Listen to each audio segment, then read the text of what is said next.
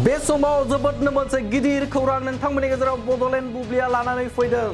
दायनिगिरि देबाजिस करखौ बे समाव वेस्ट बेंगलाव हमनो हादों। नंगौ, बे समाव मनीषा बर'खौ बुथारनाय दायनिगिरि लंपट देबाजिस करखौ बे समाव वेस्ट बेंगल पुलिसा हमनो हादों आरो बे दायनिगिरिखौ बे समाव तेजपुरसिम दैथायहरनायनि हाबाखौ बे समाव लागासिनो, थामहिनबा बिथांखौ तेजपुरसिम दैथायहरगासिनो।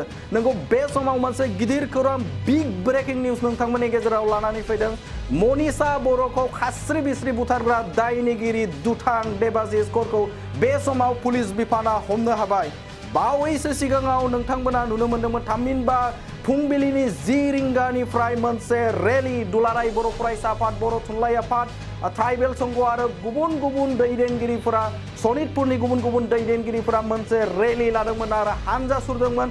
बे हानजा सुरनायनि गेजेरजों गोख्रों रावजों सरकारखौ सोंखारिदोंमोन, पुलिस बिफानखौ खावलायदोंमोन जे बे समाव 24 घन्टानि गेजेराव दायनिगिरि लंपट देबाजिस करखौ हमनांगौ होननानै दाबि खालामदोंमोन आरो बे दाबि खालामनाय लोगो लोगोनो सरकारनि पुलिस बिफाना गोख्रों संदाननायनि गेजेरजों वेस्ट बेंगलाव दायनिगिरि लंपट देबाजिस करखौ बे समाव हमनो हाबाय आरो वेस्ट बेंगलनिफ्राय बे समाव तेजपुरसिम बिथांखौ दायनिगिरि लंपट देबाजिस करखौ बे समाव लाबोबाय थादों।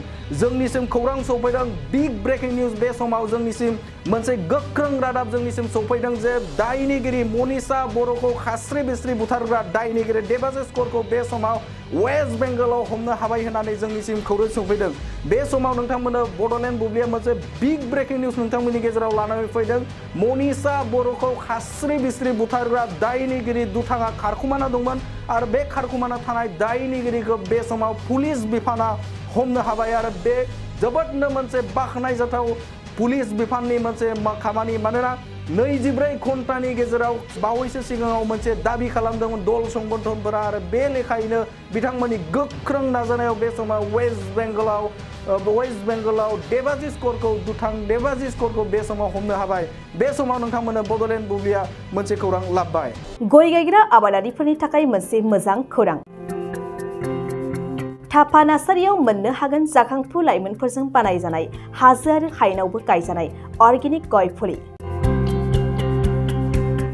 थापा नार्सारियाव अर्गेनिक आदबजों बानायजानाय मोजाङैनो खिलिखांनाय गासै 20,000सो गेरेमसा गय फुलिफोर दं। बारा नङा, फांसेयाव 60 रां होनानैनो नोंथांमोना गय फुलिखौ बायना लांनो हागोन। बुरजा लाङोब्ला खमायनायनि सुबिदाबो मोननो हागोन। थापा नार्सारिनि गुबै थङा क'क्राझार सहरनि सानजा फारसे थानाय बावखुंग्रि हाजोजों नांजाबनाय हरिनागुरि गामि हाथाइनि साखाथियाव।